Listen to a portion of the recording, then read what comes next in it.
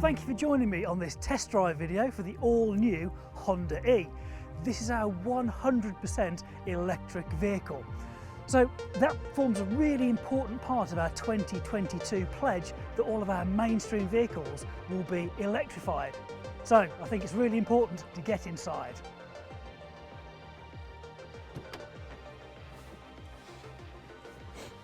Right, now we're inside, you really get a sense of this living room feel. Added to that though, you get so many screens in here. It is absolutely unbelievable. Now I don't know about you, but I can't wait to drive this.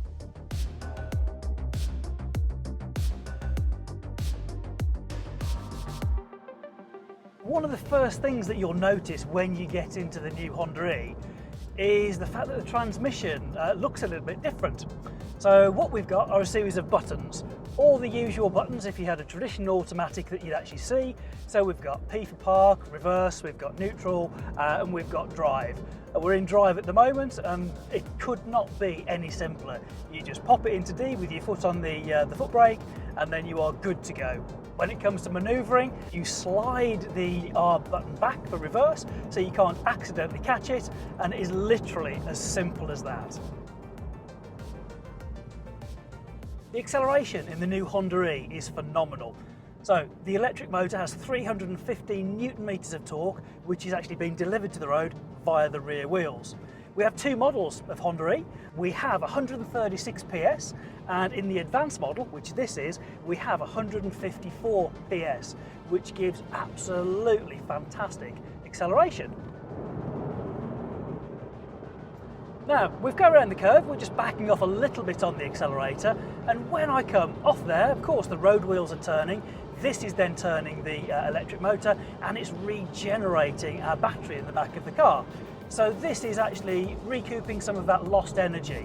In any other car, it'd just be completely wasted. But in the Honda E, we're saving it and putting electricity back into our own battery. We use flat floor battery technology in this car. So the battery is low down, which gives us a nice low centre of gravity, and it will maximise cabin space for us as well. And in this urban commuter, it's absolutely perfect. It's going to give us a range of up to 137 miles. And what you'll find with your life with an electric vehicle, if you've not owned one before, it's very much like owning a mobile phone. If you're not using it and you have the possibility to do so, plug it in, charge it up, and you're good to go for the next time. We also have a 50-50 weight distribution, so the handling in this car is incredible. Also, we have four-wheel, fully independent suspension.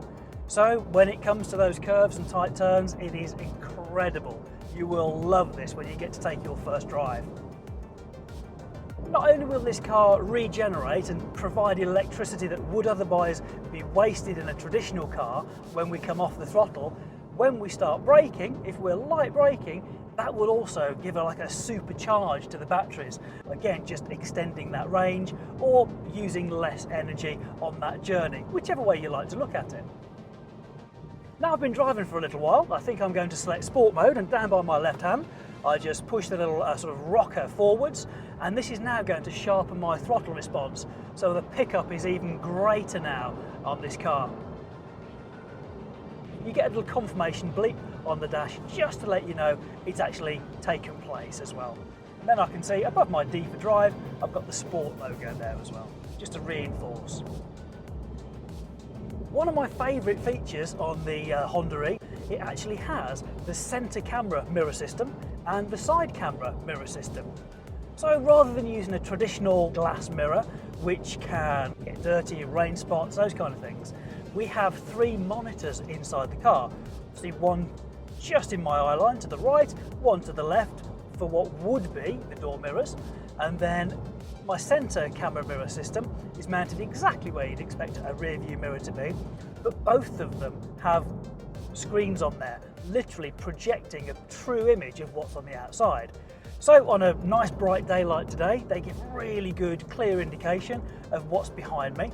But their real massive advantage, other than aerodynamics and a clean and clear screen, is nighttime and bad weather, because they are never going to get covered with moisture because it's on the inside. And the lenses to the cameras on the outside have a special coating to help repel moisture and dirt. They are absolutely incredible.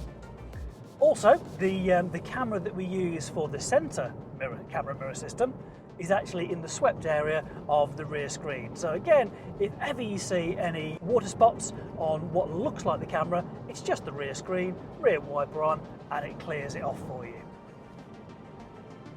On my display, it's very clear and easy to understand what's going on. So right at the top I have my speed, we're just doing just a shade under 50 miles an hour now. And on my right hand side, I have a very simple bar. So as I'm coming down a hill now, it's charging the battery. If I accelerate a little bit, it goes into power. So I can really control my throttle position on basically how economically I want to drive, how much range I want to get out of the car. So I can drive nice and eco-friendly and extend my range, or if I'm having fun in this urban commuter, then I can certainly do that, and you'll see the power actually just increase a little bit and you see more blue there, but you're completely informed.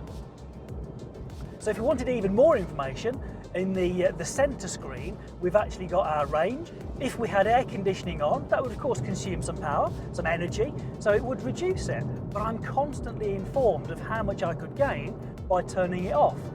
Just below the D button that we mentioned earlier for drive, we have another button. This has a picture of a foot on it that looks like it's on an accelerator with an up and down arrow. If I press this, I've actually engaged single pedal control. Now, for many of you, you probably won't have experienced anything like this before.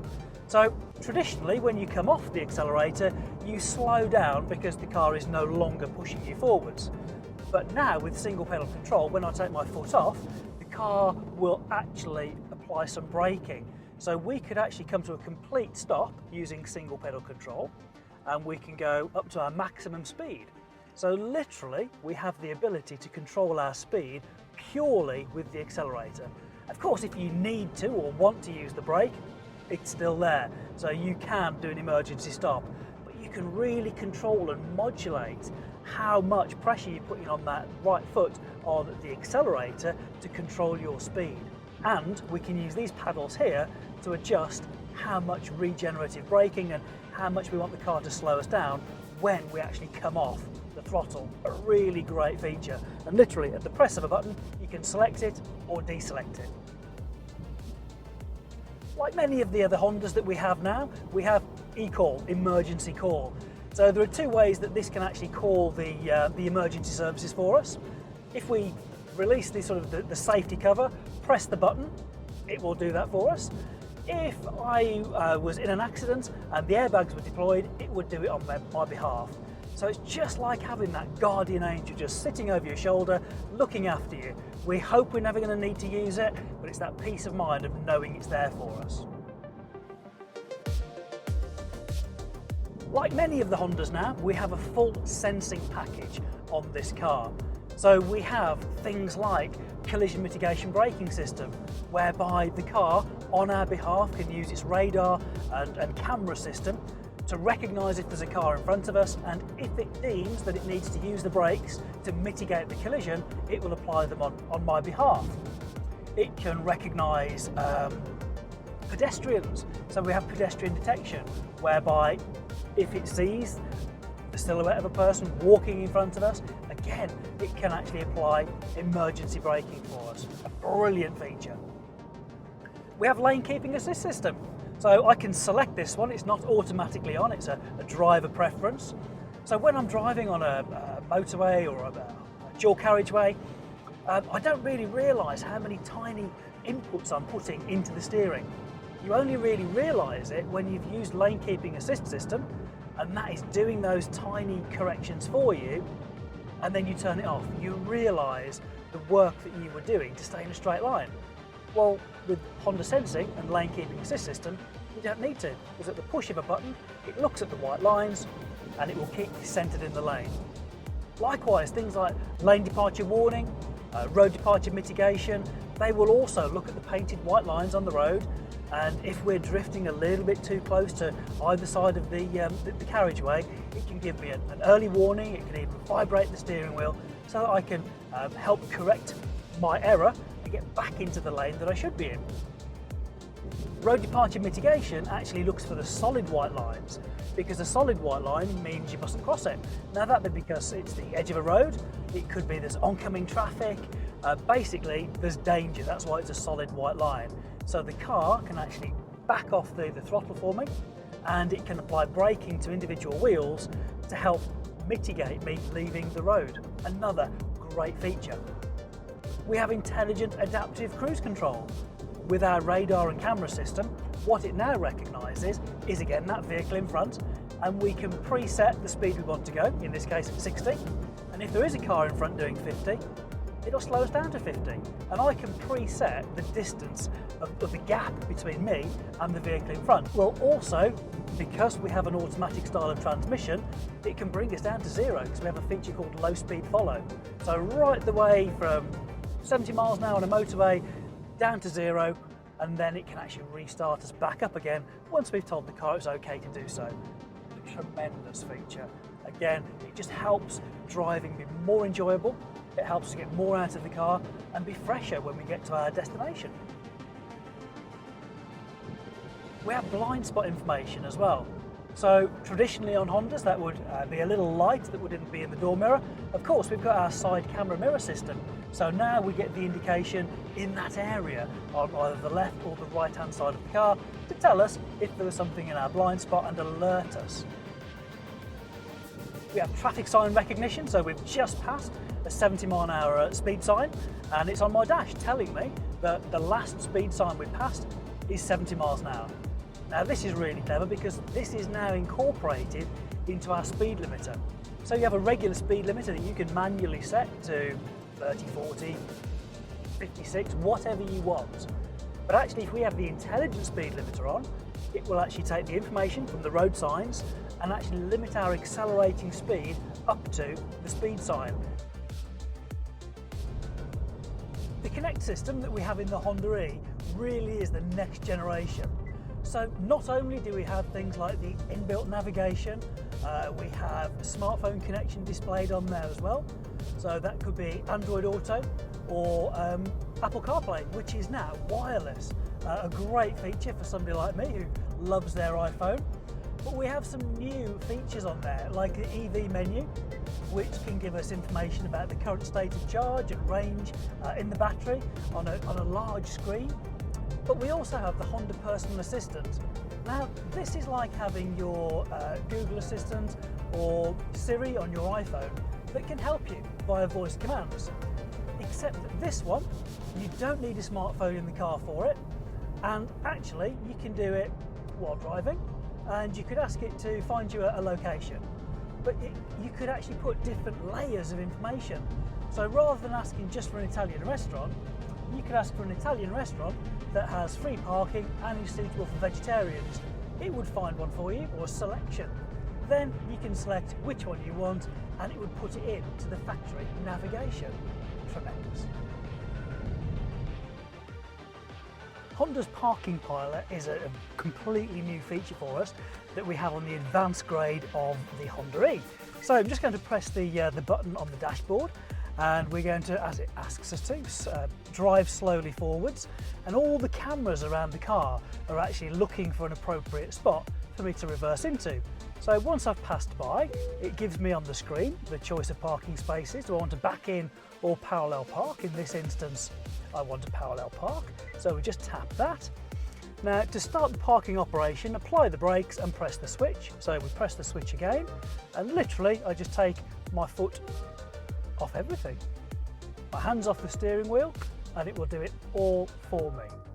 So it will feel quite unusual for the first time while the car is doing everything for you, selecting whether it wants to go forwards or backwards in this instance, what lock it wants to put on, the application of the brake, and when it parks us in, it may even send us a little bit further forwards as well. So just going through the process, I can see on the screen how it's looking. So I've got like a bird's eye view. So it's now going to pull me into the left and front, and there we go. We're just going to go a little bit further back. I imagine the lock's going to turn around. It's quite a tight little space that we've got here. So there we go, getting towards parallel, and fantastic.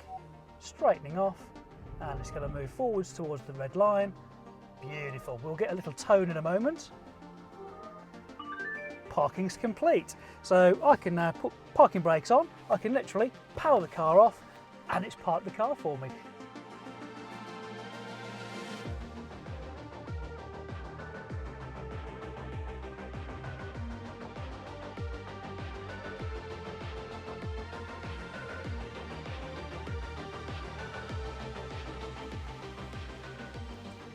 Well, those are my thoughts on the first drive of the new Honda E.